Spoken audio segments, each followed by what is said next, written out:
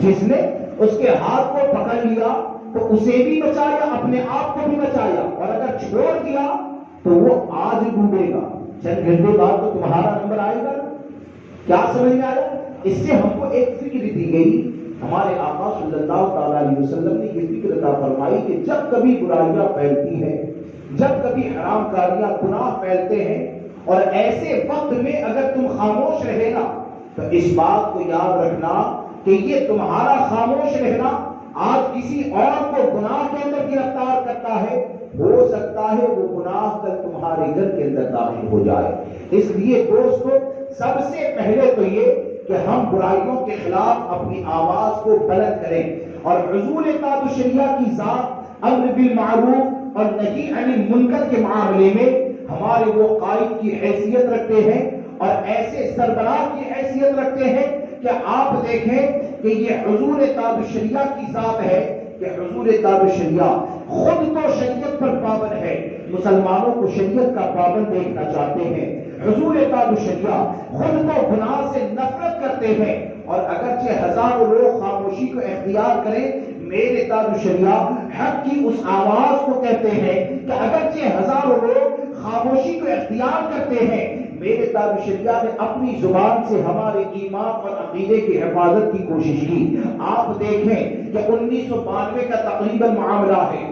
اور وہ وقت جب طاہر الپادری کا فتنہ عروج کے اوپر تھا، اور طاہر الپادری کے فتنے کی شروعات تھی، اور اس وقت میں حضور اطاعت الشریعہ اور محدث کبیر نے جب اس کے خلاف فتویٰ دیا تھا، اس سے بچنے کے بارے میں لوگوں کو تلقین کی تھی، تو ایسے وقت بہت سے لوگوں نے یہ کہا تھا کہ ان لوگوں کا تو کام کیا ہے، اس کو سنیت سے نکالو، اس کو سنیت سے نکالو، فلاں کو چھوڑو، فلاں کو چھوڑو، اس کے علاوہ یہ کرتے بھی کیا ہے۔ لیکن یہ کہ جب طاہر الپادری کا فتنہ اور زیادہ آگے بڑھا، اور 2014 میں تقریباً جب وہ انڈیا کی سرزمین پر آنے لگا، تو جو حضور اطاعت الشریعہ اور محدث کبیر نے 20 سال پہلے اس کی گمراہیت کو دیکھ لیا تھا، کاش کہ اس وقت علماء مان جاتے تو طاہر الپادری کے فتنے سے اتنا زیادہ نقصان نہ ہوتا۔ سوال یہ پیدا ہوتا ہے کہ حضور اطاعت الشریعہ نے لوگوں کی فکر نہ کرتے ہوئے، آپ نے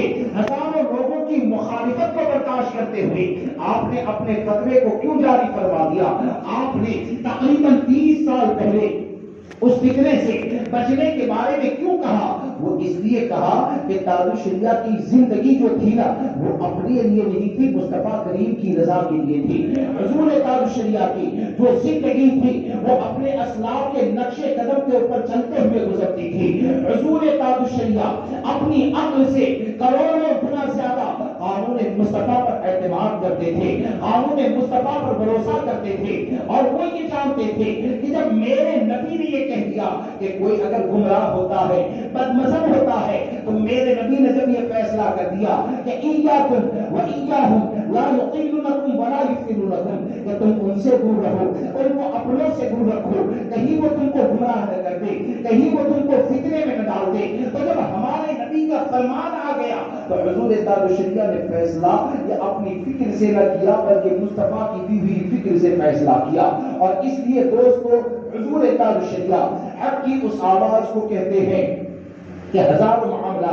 آپ کی زندگی کے اندر ایسے گزرے کہ جہاں پر چاروں طرف سناٹا نظر آتا ہے، فتنہ کہیں سے بھی اٹھتا ہے، حضور طاہر الشریعہ اس فتنے کے خلاف آواز کو بلند کرتے ہیں۔ آپ ٹی وی کا مسئلہ دیکھیں، آپ ویڈیو کا مسئلہ دیکھیں، آپ تصویر کشی کا مسئلہ دیکھیں، تصویر کشی کا مسئلہ اتنا زیادہ عام ہو گیا، کوئی بولنے کے لیے تیار نہیں ہوتا ہے، لیکن یہ کہ میرے طاہر الشریعہ آخری تک بولتے رہے، انہوں نے اپنے منصب کے حق کو ادا کیا۔ حضور طاہر الشریعہ اپنی جد امجد کے اس شعر کے اوپر عمل کرتے رہے کہ آپ کی زندگی یہ لوگوں کی رضا کے لیے نہیں تھی، بلکہ اپنے جد امجد کے اس شعر کے اوپر عمل کیا کہ کروں مدح اہل دول رضا، پر اس بلا میں میری بلا، میں گدا ہوں اپنے کریم کا، میرا دین پارا اعلان۔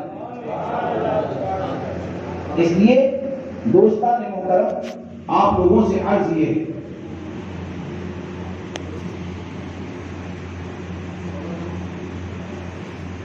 ایک مرتبہ درود پاک پڑھیے، اللہم صلی علی سیدنا و مولانا محمد وعلی آلہ وصحبہ وسلم۔ وأصحابه العظام وابنه الكريم وبارك وسلم صلاة وسلام عليك يا سيدي يا رسول اللہ صلی اللہ تعالی علیہ وسلم۔ اب یہاں پر آپ دیکھیں کہ برائیوں سے مقابلہ کرنا یہ کتنا زیادہ اہم ہے، اچھی بات کا حکم دینا اور برائی سے روکنا یہ کتنا زیادہ ضروری ہے۔ آج جو لوگ ایسے ہیں یا یہ سوچ رکھتے ہیں کہ ہم تو برائیوں سے روکنے کی کوشش کرتے ہیں لیکن یہ کہ کوئی فائدہ نہیں ہوتا ہے، لوگوں کی طرف سے بدلہ نہیں دیا جاتا ہے، اس بات کو یاد رکھیں کہ لوگ کچھ دیں نہ دیں لیکن یہ کہ مصطفیٰ کریم کی بارگاہ سے عنایتیں ضرور ہوں۔ اللہ رسول کی رضا کے لیے اگر کیا نا، کیوں کہ آپ دیکھیں کہ امر بالمعروف نہی عن المنکر قرآن مقدس میں ایمان والوں کی صفت میں بیان کی، ایمان والوں کی صفت بیان کی گئی، اور یہ برائیاں کرنا، برائی کا حکم دینا، جیسے کہ آج بہت سی جگہ پر ہوتا ہے کہ اس سے بڑھ کر برائی کا حکم کیا ہوگا کہ بہت سی جگہ پر اگر کوئی متبندی بن جائے نا تو ذہن میں خمار سوار ہو جاتا ہے، اور یہ دیوبندی مرے گا نا تب بھی اعلان تو کرنا پڑے گا مولانا، ہاں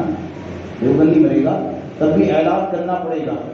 علماء جانتے ہیں کہ جو حد کفر تک پہنچا ہوا ہے نا، ایسے کو اگر کوئی مرحوم کہے رب کی رحمت میں پہنچنے والا کہے تو خود یہ کفر ہے، ہاں اگر دیوبندی کو کوئی مرحوم کہتا ہے نا تو یہ کفر ہے۔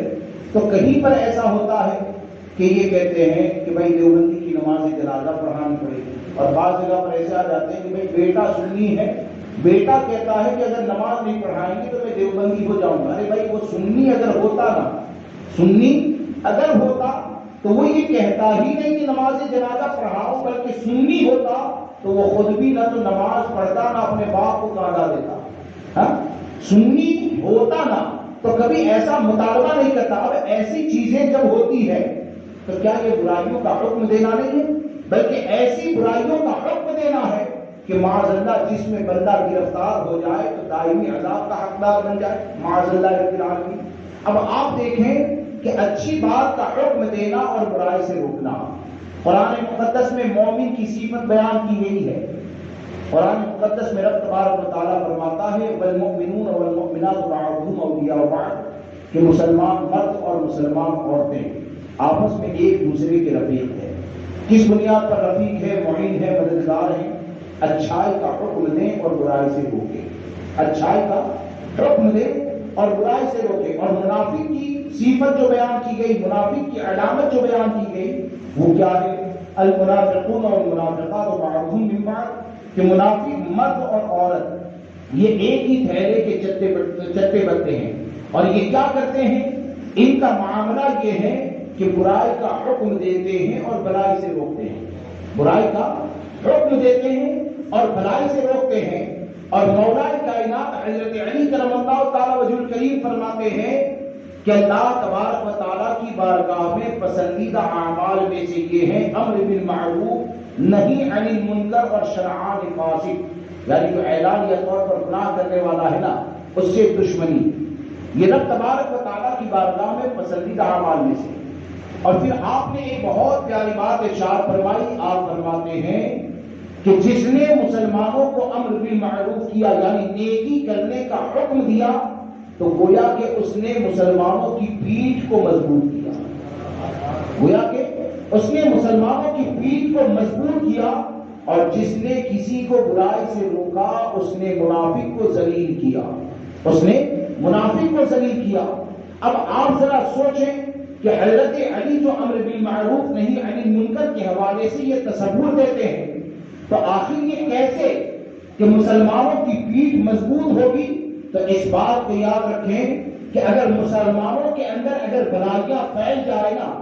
اور مسلمان اگر شریعت مطہرہ پر عمل کرنے لگے تو شریعت کے قانون کو توڑنا یہ کسی کے لیے بھی مشکل ہو جاتا ہے۔ اس لیے کہ جب متقیوں کی تعداد بڑھ جاتی ہے تو کمینوں کا چلنا مشکل ہو جاتا ہے، اور جب کمینوں کی تعداد بڑھ جاتی ہے تو پرہیزگاروں کا چلنا مشکل ہوتا ہے۔ کیا ہم نے نہیں دیکھا کہ آج سے 50 سال پہلے بھی نہیں، 30-40 سال پہلے غیرت اتنی زیادہ زندہ تھی کہ شراب پینے والا اگر شراب بھی پیتا نا تو اپنے گھر کے اندر چھپ کر پیتا، نشہ اترنے کے بعد گھر سے باہر آتا اور اتنی تو سوچ رکھتا تھا کہ اگر میرے بارے میں مشہور ہو گیا تو آخر میرے بچوں کا رشتہ کہاں پر ہوگا.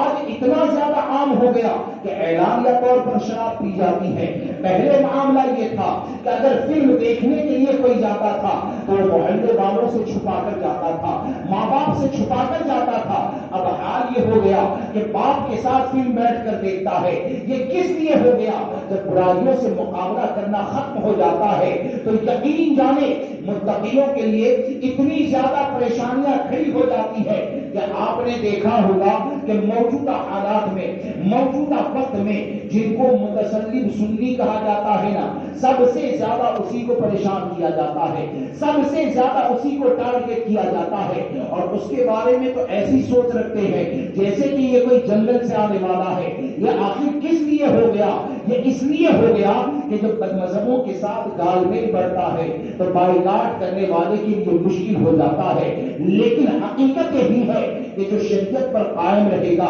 اللہ تبارک و تعالیٰ اسے دونوں جہاں کی عزتیں عطا فرمائے گا, دونوں جہاں میں عظمتیں عطا فرمائے گا. لہذا دوست تو یاد رکھیں کہ فکر رضا کا پیغام یہ ہے, حضور کتاب شریعہ کی تعلیمات یہ ہے کہ جہاں پر بھی رہیں ہمیشہ حق بولیں, حق کے ساتھ چلیں اور اہل حق کا ساتھ دیں. اور اس بات کو یاد رکھیں کہ شریعت مطہرہ کے قانون کی حفاظت میں اور شریعت مطہرہ کی بات کرنے کے بارے میں کبھی بھی کسی کا لحاظ نہ کریں, کبھی بھی کسی کا لحاظ نہ کریں, خاص کر کے عقل کے گھوڑے میں دوڑائیں. ہوتا یہ ہے کہ دیکھا یہ جاتا یہاں کے حالات سے تو میں واقف نہیں,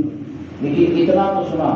کہ بھائی دیوبندیوں نے گلے رکھ دیے تھے. ایسا ہی تھا سب دکانوں پر, سنیوں کی دکانوں پر بھی گلے رکھ دیے تھے. یاد رکھیں جو متسلم سنی ہوتا ہے اس کی دکان پر کوئی رکھنے کے لیے نہیں آتا, اس کی دکان پر کوئی رکھنے کے لیے نہیں آتا ہے. ارے تمہاری غیرت بھی تو مشہور ہونی چاہیے, تمہاری غیرت بھی تو مشہور ہونی چاہیے. اگر متسلم ہو تو تمہاری دکان پر رکھنے کے لیے آئے گا کیوں؟ آپ نے ایک مثال دیتا ہوں کہ ایک آدمی ایسا ہے جو ہزاروں خاندان پر ظلم کرتا ہے, لیکن ایک خاندان ایسا ہے کہ جس کے بیٹے اتنی ہمت والے ہیں نا کہ اس کے ماں باپ پر جب بھی کوئی حملہ کرتا ہے نا تو وہ توڑ کے رکھ دیتا ہے. تو ہوتا یہ ہے کہ اس کے ماں باپ محفوظ ہوتے ہیں کیونکہ ان کی غیرت مشہور ہے, بیٹوں کی غیرت مشہور ہے. جب بیٹوں کی غیرت مشہور ہے تو ظالم بھی اس کے ماں باپ پر ظلم نہیں کرتے. تو حضور کے چاہنے والے اتنے زیادہ سنی کروڑوں کی تعداد میں, اگر تمہارا عقیدے کا تسلم مضبوط ہو اور تمہاری غیرت اگر مشہور ہو تو یقین جانے تمہارے سائے سے بھی دیوبندیت بھاگتی نظر آئے گی, تمہارے سائے سے بھی دیوبندیت بھاگتی نظر آئے گی. اور اس طرح کی جو سوچ ہو جاتی ہے, فکر ہو جاتی ہے کہ معاذ اللہ رب العالمین جیسے کہ لاک ڈاؤن ہو گیا تو اب بولے کہ دیوبندی کا بھی مان لو, سنی کا بھی لو, سب کو کھلاؤ, یہ کرو وہ کرو. اس بات کو یاد رکھتے چلیں کہ دین کا کام ہماری اور تمہاری عقل سے نہیں چلتا ہے, قانون خدا قانون مصطفیٰ سے چلتا ہے. اور شریعت کا قانون اگر یہ رومال کو اٹھا کر یہ رکھنے کو ایسا کہنا کہ یہ رومال کو اٹھا کر رکھنا یہ جنت میں جانے کا ذریعہ, یقین کر لو اس رومال کا بوجھ اٹھانا جنت میں جانے کا ذریعہ ہے. اور لاکھوں بوریوں کو اٹھاؤ اور کھلاؤ اور شریعت یہ کہہ دے یہ آخرت کی تباہی کا ذریعہ, تو یقین جانو بوریاں اٹھانے کے بعد بھی گزرتیوں کا ہی کام کیا ہے. یعنی جو شریعت جس چیز کو نیکی کہے وہ نیکی, جس کو گناہ کہے گناہ, جس کو حرام کہہ دیا حرام, جس کو حلال کہہ دیا حلال. اور جس طرح کے بہت سی جگہ پر ایسے معاملات ہو جاتے ہیں, یہاں پر تو کوئی شک کی بات ہی نہیں ہے کیونکہ الحمدللہ یہ جماعت رضائے مصطفیٰ کا لیبل ہے, جماعت رضائے مصطفیٰ کا لیبل ہے. ورنہ یہ کہ لوگوں کے عقیدے اور ایمان اس طرح خراب ہوتے ہیں کہ بہت سی جگہ پر اگر مسجد بنائے گا تو وہ کہ مسجد میں شاندار پتھر لگانا ہے اس لیے ہم نے دیوبندیوں سے چندہ لیا, یا یہ کہ اے سی لگانا ہے اس لیے دیوبندی وہابی سے چندہ لیا. اس کے بدلے میں اب ہوگا کیا؟ اس کے بدلے میں ہوگا یہ کہ مولانا دیوبندی وہابی کا رد نہیں کریں گے, یہ نہیں کریں گے, وہ نہیں کریں گے. ارے بھائی تم کو کس نے کہا تھا کہ اے سی لگاؤ؟ پنکھے کے ذریعے بھی تو نماز ہو سکتی تھی. اگر پنکھا نہیں ہے پھر بھی ہم یہاں پر بیٹھے ہوئے تو ہے. یاد رکھیں کہ مسجد کی فضیلت یہ شاندار پتھروں کے ذریعے نہیں ہوتی ہے، مسجد کی فضیلت یہ اے سی کے ذریعے نہیں ہوتی ہے۔ قسم خدا کی اگر جھونپڑے کی صورت میں بھی اگر مسجد کو بنا دیا جائے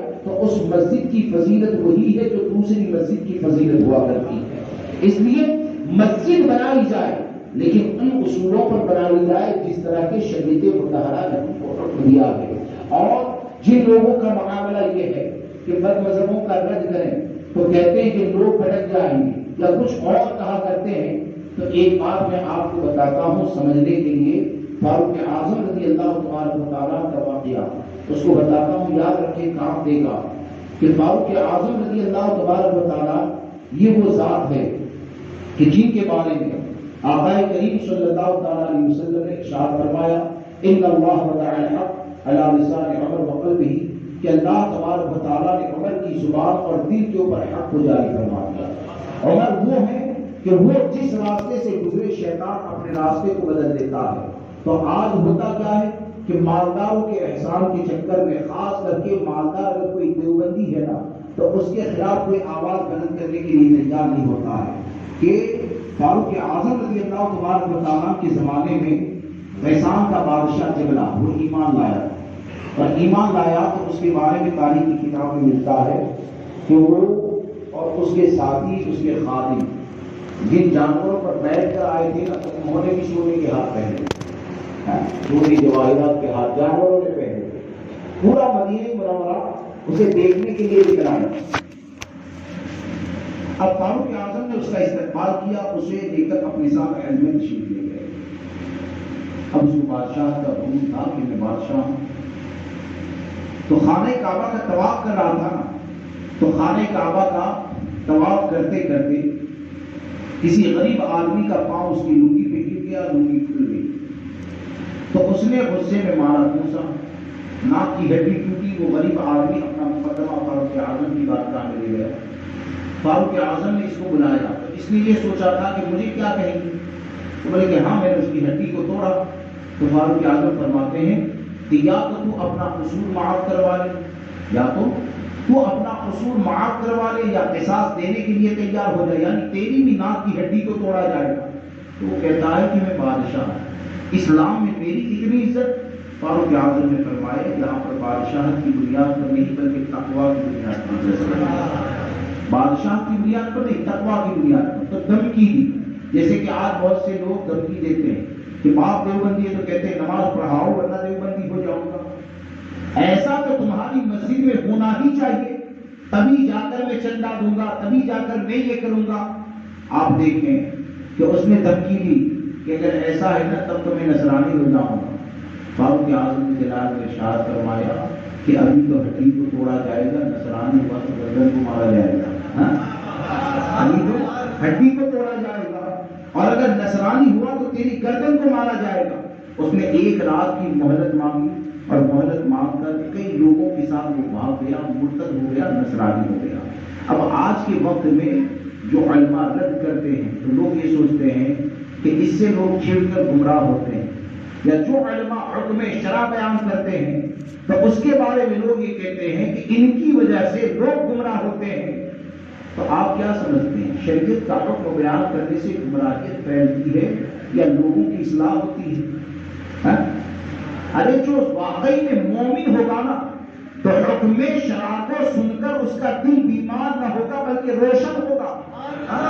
مومن ہوگا اور وہ احسان مانے گا کہ شکر ہے رب کا کہ رب نے ایسے علماء دیے کہ جو ہم کو گمراہیت سے بچاتے ہیں، جو ہم کو گناہ سے بچاتے ہیں۔ اب کوئی یہ کہے کہ نہیں میں تو بیمار ہی ہوتا ہوں، اس لیے ایسا بیان نہ ہو، تو یاد رکھے کہ اسے اپنا علاج کرنا چاہیے، دل کا علاج کرنا چاہیے۔ کیوں کہ گھی تو فائدہ ہی دیتا ہے۔ اب اگر تیرے پیٹ کو ہضم نہیں ہوتا ہے تو گھی برا نہیں ہوتا ہے، تیرے پیٹ کا علاج ہونا چاہیے۔ تو شریعت کا جو حکم ہوتا ہے تو یہاں پر فاروق اعظم رضی اللہ تبارک و تعالیٰ نے ایک لمحے کے لیے بھی یہ نہ سوچا کہ یہ تو بادشاہ ہے،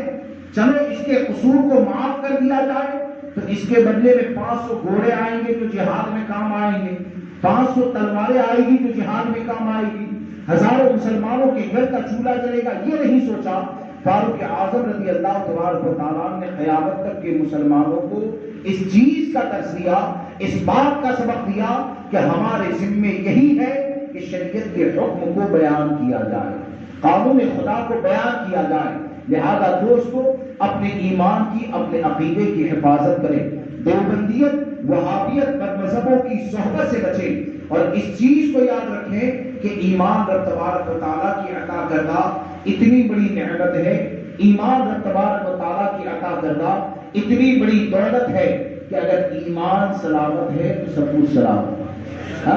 ایمان اگر سلامت ہے تو سب کچھ سلامت ہے۔ میں اکثر ایک جملہ یہ کہتا ہوں کہ اگر تمہارا ہمارا ایمان سلامت ہے نا،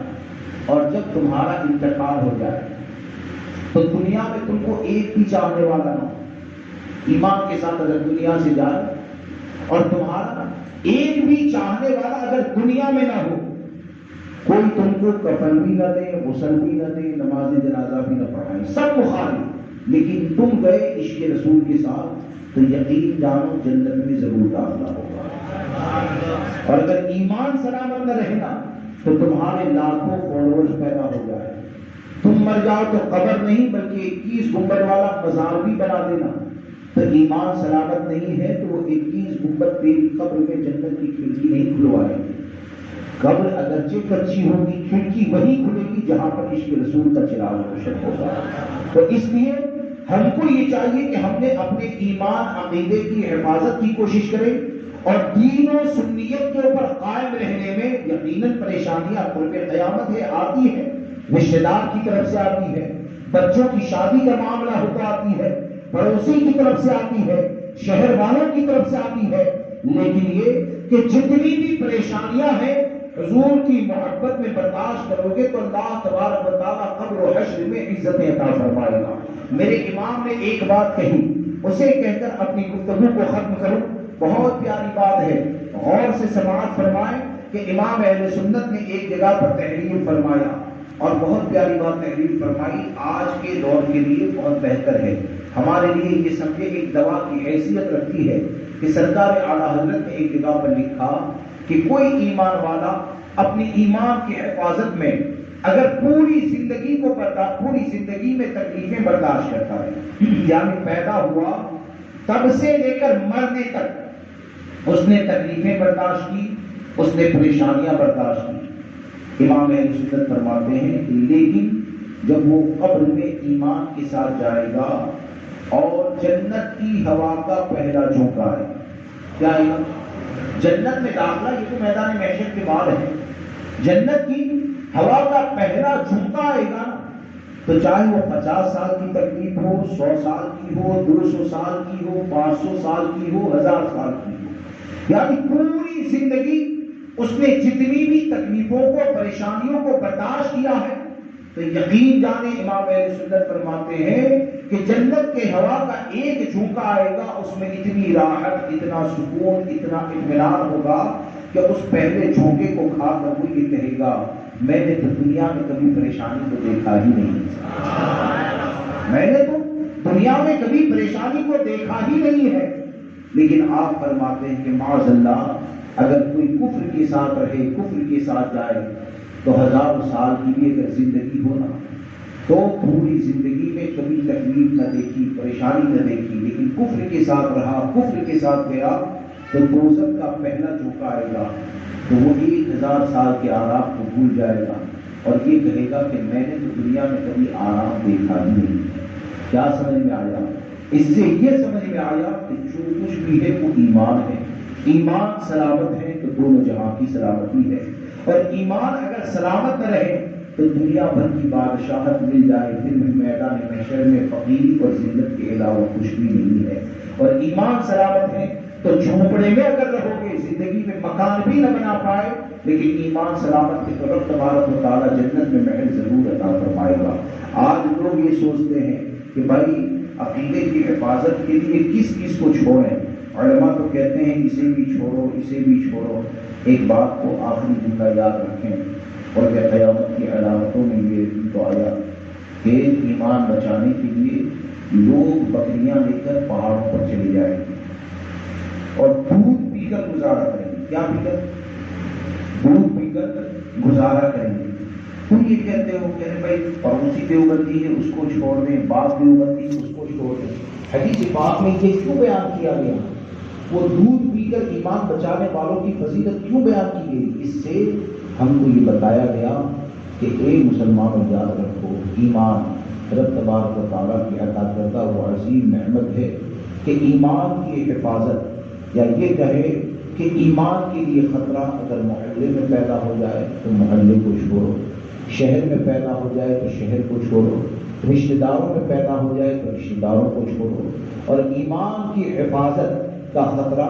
اگر اچھے کھانے پینے میں پیدا ہو جائے تو اچھے کھانے کو چھوڑو. کیوں کہ جو دودھ پی کر جیے گا، دودھ پی کر ایمان کے ساتھ مرے گا، میدان محشر میں وہی کامیاب نظر آئے گا.